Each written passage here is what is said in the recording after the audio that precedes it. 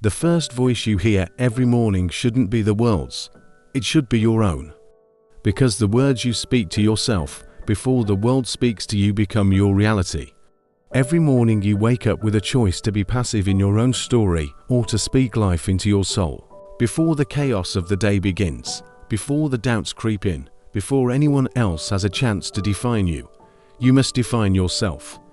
The most powerful transformation begins not with action, but with intention. And that intention is set by the words you declare to yourself when the sun rises. These aren't just affirmations, they are anchors, reminders of who you truly are beneath the noise, beyond the fear, and above the distractions. Start each day by telling yourself these powerful truths. And you won't just survive the day, you'll command it. Number 1. I am not my past. I am the architect of my future. Each new sunrise brings a blank slate. Refuse to let yesterday's failures, regrets, or pain chain you to a version of yourself you've outgrown. Today, you build forward. I am not my past. I am the architect of my future. These words carry the weight of rebirth, a declaration that whatever has been does not define what will be. Too often we allow the echoes of our past to chain us to old versions of ourselves, mistakes we made, people who hurt us, opportunities we missed, chances we didn't take. But today, we must stand in the truth that the past is not a life sentence. It is a lesson. The events that once broke you were never meant to become your identity. They were chapters, not the title of your story. You are not your trauma. You are not your failures. You are not the person you were when you didn't know better. Growth means refusing to let your history hold the pen to your destiny. You get to decide the blueprint. Now you get to redesign the structure of your life with stronger foundations, clearer purpose, and intentional direction. And no, it doesn't mean pretending your past didn't happen. It means choosing to use it as fuel instead of a cage. The architect of the future sees vision, not limitation. The architect sees space where others see ruins. You are the builder. Every morning you wake up with a new brick in your hand made of your choices, your thoughts, your actions. What you construct is entirely up to you. The pain of the past may whisper doubt, but your inner voice must roar louder. I decide what happens next, because every breakthrough begins with one radical decision to stop looking backward and start designing forward. You must stop rehearsing old wounds and start scripting new wins. You must stop measuring your worth by what went wrong and begin measuring your power by what you are willing to rise from. Your future is not a continuation of yesterday unless you choose to keep reliving it. And if no one ever told you, you are allowed to start again. Not tomorrow, not next week, now. That regret you carry, it doesn't get to right with you unless you invite it. That label someone gave you, it doesn't belong to the builder you are becoming. And the fear of failing again is just a sign that you're dreaming bigger this time. As the architect of your future, you must be bold enough to draw plans others don't understand. You must be brave enough to build without permission. You must be relentless enough to keep going when the structure shakes, knowing that every masterpiece begins with a mess. This is your permission slip to create again, to imagine again, to believe again, to rewrite every lie with a louder truth. I am not my past. I am the architect of my future. And when that truth becomes your foundation, nothing from yesterday will have the power to limit the masterpiece you're building today. Number 2. My peace is my power, and I protect it like treasure. This is not just a feel-good affirmation. It is a spiritual boundary, a personal law, a declaration that you understand the sacred value of your internal world in a noisy, chaotic, hyper-stimulated world that constantly pulls your attention in 1,000 directions. Peace is no longer a luxury. It's a necessity. And make no mistake, your peace is the source of your strength. It is the calm in your mind that gives you clarity, the stillness in your spirit that sharpens your discernment, the quiet in your soul that makes your intuition louder than the world's distractions. When you protect your peace, you're not being selfish. You're being strategic, because a person who is at peace cannot be manipulated. A person at peace doesn't react, they respond. They don't rush, they don't cling, they attract. And when you realize how powerful your peace truly is, you stop giving unrestricted access to anyone or anything that threatens it. Not every call needs to be answered. Not every opinion needs a response. Not every invitation deserves your presence. You begin to understand that silence can be a power move, that walking away is a form of wisdom, and that not explaining yourself is a sign of deep self-trust. You don't argue to prove your worth. You don't defend your boundaries. You just hold them. Quietly, confidently, and consistently. And as you do, something beautiful begins to happen. The wrong people, the ones who drain your energy, they start to fall away. And the right people, the ones who see your light, they start to recognize your true value. Because when you operate from a place of peace, you stop tolerating emotional chaos. You walk away from draining conversations and energy that just feels misaligned. You come to realize that your nervous system was never meant to live in survival mode, constantly reacting to drama or dysfunction. You stop confusing intensity with real love, busyness with importance, or noise with truth. Instead, you begin choosing what feeds your peace over what flatters your ego. You start saying no, not because you're rude, but because your peace matters more than people-pleasing. You pause before you respond, not because you're weak, but because you value inner control over impulsive reactions. And most of all, you learn to sit with yourself, in your own presence, without fear and without distraction. And you find that you are whole. Even in the quiet, you discover an unshakable power within. So today, and every single day, treat your peace like a treasure. Lock it away from those who haven't earned the right to touch it. Guard it from the world's constant urgency, its endless expectations, its deafening noise. Because when your peace is intact, your vision becomes clearer, your voice becomes stronger, and your life begins to align, not by force, but by frequency. And that frequency, it is the sound of someone who knows exactly who they are and refuses to lower their vibration for anything less. Remind yourself daily, my peace is my power, and I will protect it like treasure. Because once you lose your peace, you lose your power. But once you claim it back, there is nothing and no one that can ever shake you. Now let's talk about another powerful declaration of self-respect. It's the idea that I don't chase, I attract what aligns with my worth. This is a fundamental shift from desperation to dignity, from scarcity to sovereignty. In a world that constantly teaches you to hustle for love, beg for attention, compete for recognition, and chase after validation, this mindset is a quiet rebellion. It's a statement that says, I know who I am, and I don't need to pursue what was never meant for me. Think about it. Chasing implies lack. It implies that what you desire is running away from you, and that you must abandon yourself in the pursuit of something or someone outside of you. But the truth is, when you chase, you're sending a signal to the universe that you don't believe you are enough on your own, that you must reach, stretch, or even shrink yourself just to be chosen.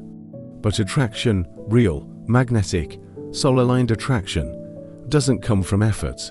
It comes from embodiment. You don't attract what you want. You attract who you are. You attract what matches your vibration, your standards, your beliefs about your own value. And that means the inner work must always come first. The moment you stop trying to convince the world of your worth, and instead start living in a way that reflects it, everything begins to shift. You stop settling for a halfway love. You stop begging for opportunities. You stop forcing connections that don't feel right. Instead, you stand still, rooted in your truth, and you let what is aligned with you gravitate towards you. This doesn't mean you do nothing. It means your energy does the heavy lifting. You still take inspired action, but it's no longer driven by fear or a sense of lack. It's guided by confidence and clarity. You no longer run after people who don't see you, situations that devalue you, or outcomes that require you to abandon yourself to achieve them. Instead, you hold your frequency. You create space for what's meant to come. You trust that what is yours cannot miss you, and what misses you is never meant to stay. And yes, this requires patience. Yes, this requires faith. But more than anything, it requires self-worth. An unshakable belief that you do not have to hustle for your place in anyone's life, for your shot at success, or for your sense of peace. Because when you operate from this level of alignment, you become magnetic. You start to see that the universe mirrors your own self-perception. When you raise your standards, the energy around you rises, too. You begin to attract people who respect your boundaries, opportunities that match your purpose, and experiences that reflect the love you've already given to yourself. So, you stop chasing. Because you finally realize the most powerful version of you doesn't run after anything, they attract. And they attract not because they're lucky, but because they've done the inner work to know their worth. So repeat this to yourself like a sacred mantra. I don't chase. I attract what aligns with my worth. Not because you're entitled, but because you finally understand that alignment isn't about effort. It's about energy, and your energy becomes unstoppable when it flows from a place of inner knowing, not outer chasing. Now, let's explore a fourth mindset shift, one that truly separates the stagnant from the evolving, the ordinary from the extraordinary. It's the belief that discomfort is my classroom, and I show up ready to grow. Most people run from discomfort. They treat it like a punishment, something to be avoided at all costs. But the awakened understand that discomfort is a signal. It's a sacred invitation to level up. Growth never happens in the comfort zone. It happens when your back is against the wall. When the old you starts to feel too small for your own life. When life stretches you beyond what's familiar and asks you to rise into something greater. Discomfort is not the enemy. It's the assignment. It's the inner pressure that forms diamonds, the heat that forges steel, the resistance that builds muscle. Every challenge, every uncomfortable moment, every situation that makes your heart race or your hands shake is not here to break you. It's here to teach you. And when you show up with that mindset, you stop avoiding hard things and start engaging with them like sacred lessons. You stop asking, why is this happening to me? And you start asking, what is this trying to teach me? Because discomfort teaches you where you are still triggered. It shows you where you still carry fear. It reveals where your boundaries need strengthening and where your self-worth still needs anchoring. It shines a light on the parts of you that are unfinished, unhealed, unchallenged, and untested. And instead of shrinking from that truth, you face it. You lean into the discomfort like a student who is eager to learn, knowing that what feels heavy now will soon feel like strength. You start to see every failure not as a dead end, but as data. Every heartbreak becomes a lesson in self-love. Every awkward conversation becomes practice in setting boundaries. When you view discomfort as your classroom, you become unstoppable. You are no longer afraid of what is difficult, because you know that on the other side of that difficulty is a stronger, wiser, more resilient version of you. This mindset transforms you from a victim of your circumstances into the architect of your evolution. You begin to intentionally seek out challenges that scare you a little, because you know that's where the magic happens. You understand that feeling uncomfortable is just the price of admission for a bigger, bolder life, so you pay it willingly. When you feel that familiar pull to retreat back into your comfort zone, remind yourself that you are in class. The universe is your teacher, and the lesson is always about your own expansion. Show up, pay attention, take notes, do the work, because the more you practice leaning into discomfort, the less power it has over you, and the more power you claim for yourself. You learn that your greatest growth is always found just outside the edge of what you thought you could handle, so embrace it, welcome it, and watch yourself transform. You start to welcome uncomfortable conversations, not because they feel good, but because they're necessary. You willingly enter situations that stretch you, not because they're easy, but because they make you sharper. You sit with emotions that make you uneasy, not to suffer, but to understand. That's growth. That's transformation. The more you lean into discomfort with curiosity instead of fear, the faster you evolve.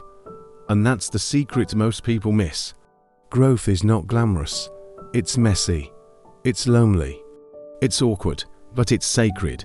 And every time you show up when it's inconvenient, when it's hard, when it challenges your identity, you are earning your next level.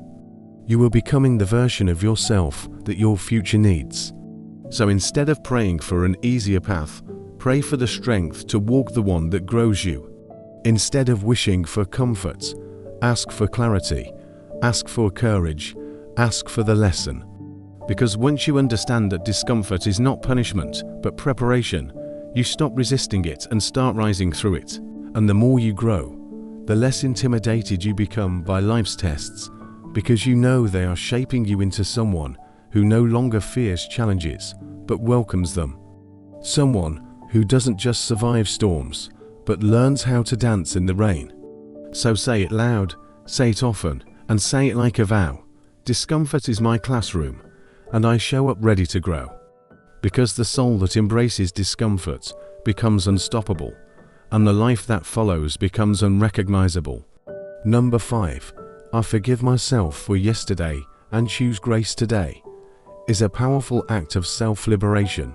A conscious decision to stop dragging your past mistakes into your present moment and weighing down your future with regrets you no longer need to carry. Every single person walking this earth has moments they wish they could rewrite, words they shouldn't have said, actions they wish they could undo, times when they didn't show up as their best self because pain, fear, or confusion clouded their judgment. But healing begins the moment you stop punishing yourself for being human. Self-forgiveness is not about pretending it didn't happen. It's about acknowledging it with compassion, learning from it, and choosing not to let it define who you are becoming. You are allowed to grow beyond the person you were yesterday. You are allowed to make mistakes and still be worthy of love, peace, and progress. You are allowed to give yourself grace without waiting for the world to approve of your healing. When you hold on to guilt like armor, you block your own transformation. When you carry shame like a shadow, you dim your own light. But when you forgive yourself, not just mentally, but deeply, spiritually, you begin to uncline your soul from the weight of what was. You begin to speak to yourself with the same compassion you offer others. You stop letting your inner critic run the show and start letting your higher self lead the way. Forgiving yourself doesn't make you weak. It makes you free, free to move forward, free to choose better without being haunted by what you didn't know back then.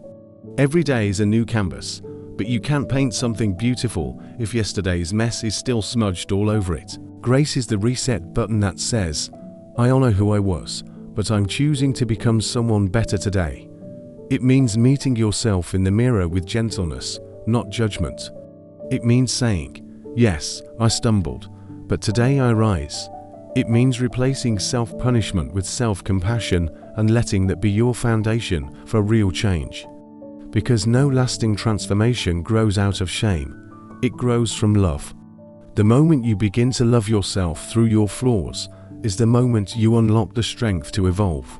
So speak it like a prayer, live it like a truth. I forgive myself for yesterday and choose grace today, not just once, but over and over again. Every morning, every time you falter, every time the past tries to drag you backward. Grace is not weakness, it's divine strength.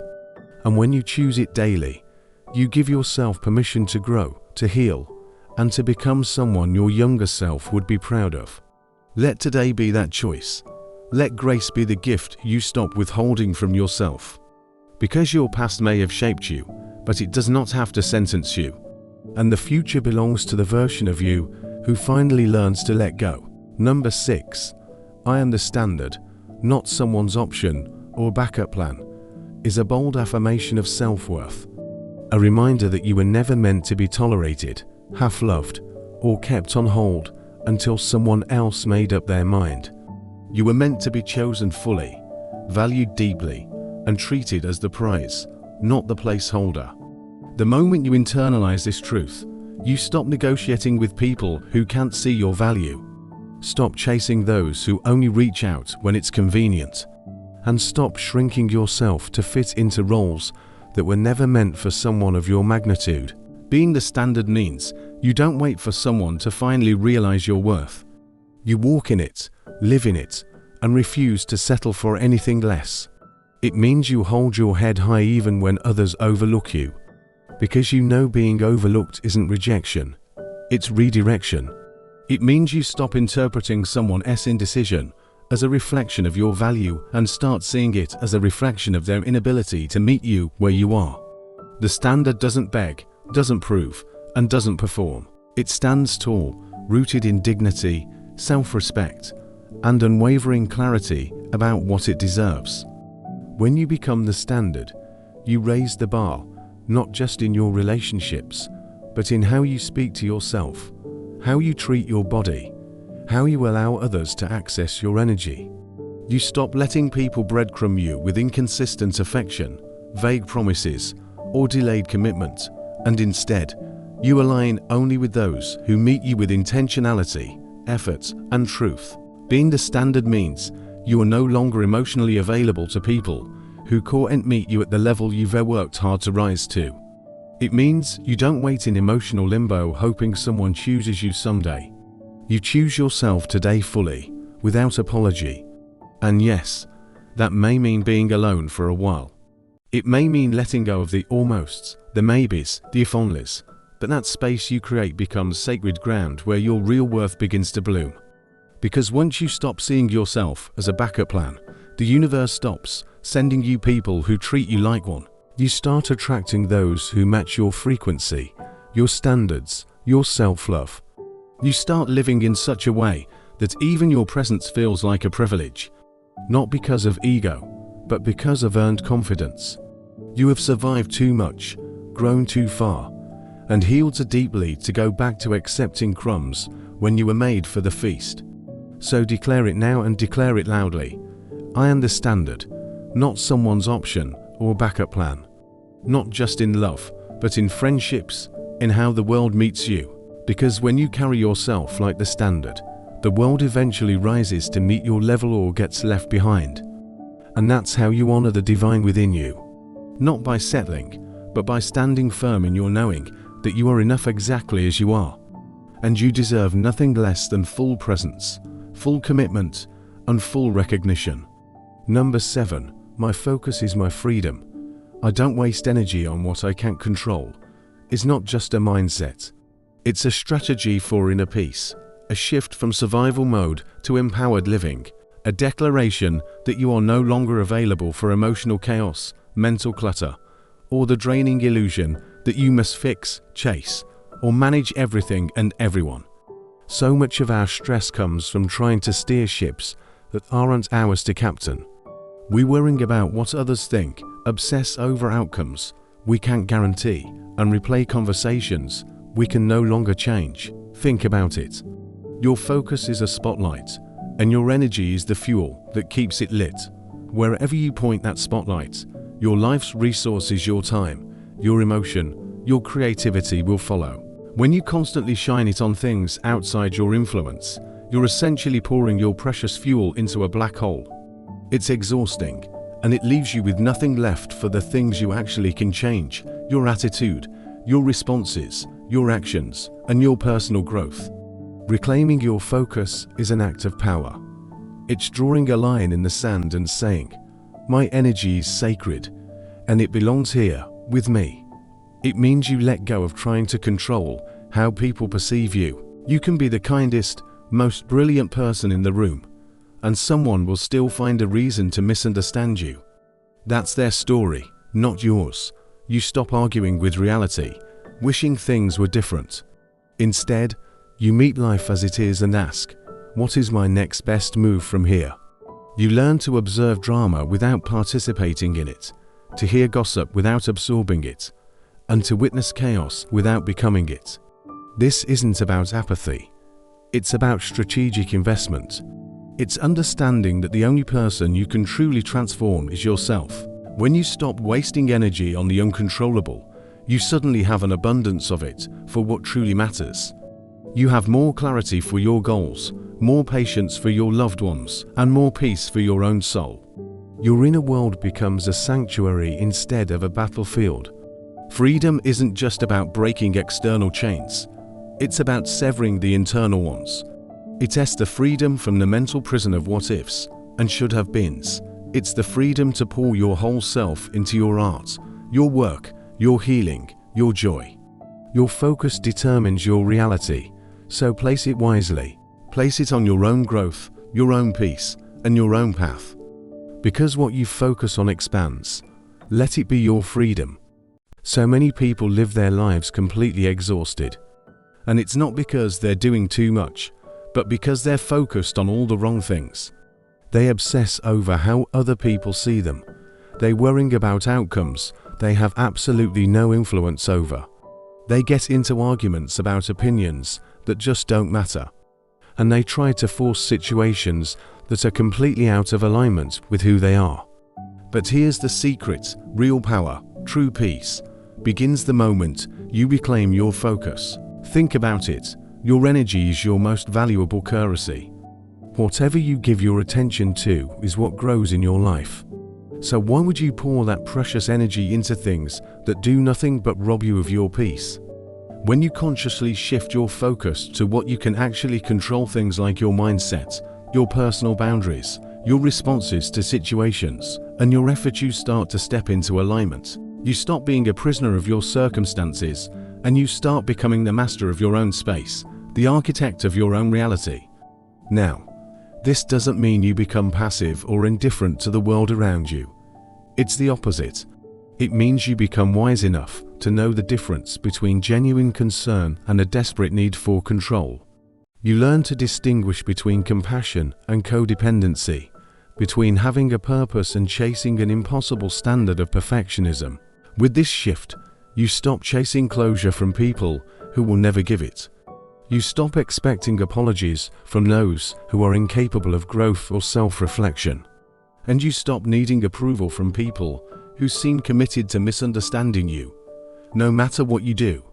Instead, you redirect all of that energy inward into your goals, your personal growth, and your own healing journey.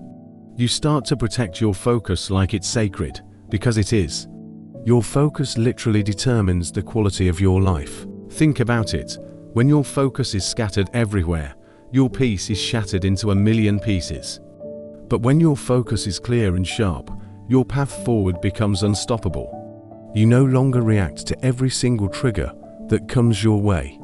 You don't feel the need to engage in every conflict you're invited to. You release the exhausting burden of trying to control every outcome. Instead, you learn to control your outlook. You choose a sense of stillness over a frantic sense of urgency. You choose clear direction over constant distraction. And you choose your purpose over petty drama. And in that quiet space of clarity, you find your freedom. It's not because the world suddenly becomes easier, but because you've become centered. You've found your anchor. When the noise of the world gets louder, you get quieter. When chaos starts to swirl around you, you stay grounded. Because you now understand a fundamental truth. Anything that costs you your focus is simply too expensive. You no longer participate in those draining cycles that steal your energy and offer absolutely nothing in return. You no longer sacrifice your peace just to win an argument, to try and fix someone else, or to desperately prove your worth. You've outgrown the need to control everything and everyone, and you've stepped into the incredible power of conscious choosing. So let others do what they will. Let them say what they want. Believe what they must. That's not your lane. Your lane is elevation. Your lane is discipline. Your lane is peace. And when you stay in your lane, your energy stays intact. So today, and every single day moving forward, say it to yourself with unwavering certainty. My focus is my freedom. I will not waste my energy on what I cannot control. Because the moment you start protecting your focus like your future depends on it, that's the moment you stop just surviving and you start truly thriving in your own power. Now let's talk about another transformative idea. It's the awakening truth that everything you need is already within you. You just need to start acting like it. This simple shift ends the endless, exhausting search for validation outside of yourself and calls you back home, back to the power you have always carried, even in the moments you forgot it was there. From a very young age, we're taught to seek validation, guidance, strength, and security from external sources. We look to our parents, our teachers, our society, our relationships, even our career success to tell us that we're okay, that we're enough. But the moment you realize that your inner world holds the keys, the answers, and the resilience you've been desperately chasing, you stop begging for what you already possess. You stop doubting your instincts. You stop waiting for someone else to come and save you. And you stop holding your breath, waiting for the world to give you permission to finally rise. Because deep inside of you is courage just waiting to be claimed. There is wisdom waiting to be trusted. And there is creativity just waiting to be expressed. Your intuition is not broken. It's just buried beneath layers of fear, social conditioning, and constant overthinking. Your strength hasn't disappeared. It's been waiting there in the silence, patiently watching to see when you'll finally stop playing small and step into your magnificent truth. When you start to act like everything you need is already within you, you naturally take full responsibility for your own healing, your choices, and your growth. You stop saying things like, "I don't know how," and you start saying, "I'll figure it out." You stop telling yourself, "I'm not enough," and you start asking, "What part of me have I not activated yet?" You stop trying to become someone else, and you start the beautiful journey of becoming more of who you truly are. Now, this mindset doesn't mean you never seek help or guidance, of course not. But it means you recognize that help is a tool, not a replacement for your own inner knowing. It means you use support as a bridge to get where you're going, not as a crutch to lean on forever. You understand that while other people can inspire you, mentor you, and even love you deeply, they cannot awaken your power for you. That is your job, and your job alone. And when you truly start to act like everything you need is already inside you, you begin to walk differently through the world. You speak with more authority, not from a place of arrogance, but from a place of deep alignment. You move with clear intention, not with hesitation. You stop performing for the approval of others, and you start living in your truth, even if it's quiet, and even if it's misunderstood by those around you. You realize that your worth isn't a fluctuating stock price based on external opinions. It's a constant, inherent value that was with you from the very beginning. You start to trust that inner voice, that gut feeling, that quiet whisper that has been trying to guide you all along. You begin to treat yourself not as a project to be fixed, but as a power to be unlocked. This is the ultimate act of self-reliance and self-love. It's the declaration that you are complete right here, right now. You are not waiting for a future event, a person, or an achievement to make you whole. You are whole already. The journey from here is not about adding anything to yourself, but about stripping away all the layers of doubt and fear that have been hiding the incredible person you've always been. So today, I invite you to take a deep breath and connect with that inner power. Feel it, acknowledge it. It's been there all along. Start acting like it. Make decisions from that place of inner knowing. Take that next step with confidence, not because you have all the answers, but because you trust your ability to find them. The world doesn't need another imitation. It needs you, in your full, authentic, and powerful truth. Thanks for watching. Remember to take care of yourself. And if you found this helpful, consider subscribing for more content on building a life you love.